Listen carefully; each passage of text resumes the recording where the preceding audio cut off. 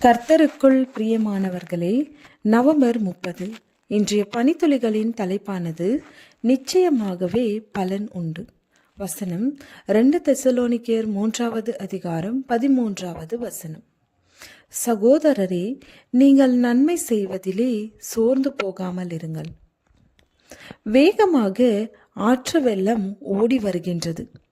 அதனை தடுத்து நிறுத்த விரும்புவது போல பாறைகளும் மரங்களும் செடிகளும் இடையில் நிற்கின்றன. ஆனாலும் ஓடிவரும் வெள்ளம் அவைகளை கடந்து செல்கிறது. பாறைகளும் மரங்களும் செடிகளும் வெள்ளத்தை தடுத்து நிறுத்த முடியவில்லை.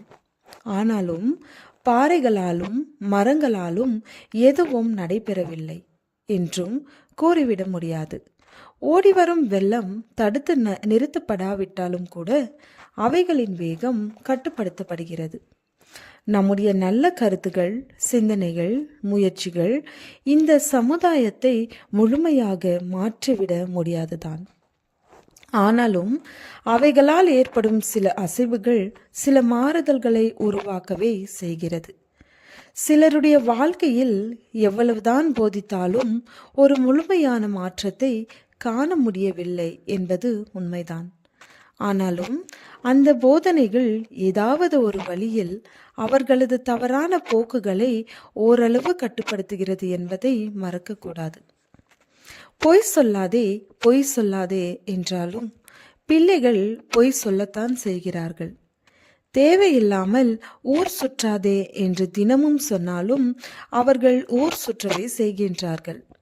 அதே வேளையில் நாம் சொன்னது முற்றிலுமாக பயனற்றது என்று சொல்ல முடியாது. அப்படி சொல்வதால் அவர்கள் மிகப்பெரிய பொய்யர்களாக மாறிவிடாமல் தடுக்கிறது. அவர்கள் ஊர் சுற்றுவதை தவறற்ற செயலாக கருதிவிடாமல் தடுக்கப்படுகிறது. தாங்கள் செய்தது தவறு என்று உணர்ந்து கொள்ளும் வாய்ப்பாவது கிடைக்கிறது. சிலர் என்னிடம் வந்து, பிரதர், நீங்கள் மிக நல்ல கருத்துக்களை கூறுகின்றீர்கள். ஆனால் இக்காலத்தில் இதையெல்லாம் யார் படித்து பின்பற்ற போகிறார்கள் என்று சலித்து கொள்வார்கள். சில நேரங்களில் நான் ஒரு பயனற்ற வேலையை தான் செய்கிறேனே என்று எண்ணி விடுவதுண்டு.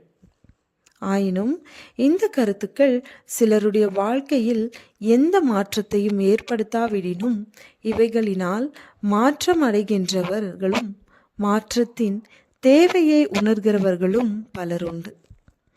அவைகளை குறித்த சாட்சிகளை கேட்கும்போது நான் ஒரு பிரயோஜனமான வேலையை தான் செய்கிறேன் என்பது உறுதிப்படுகிறது.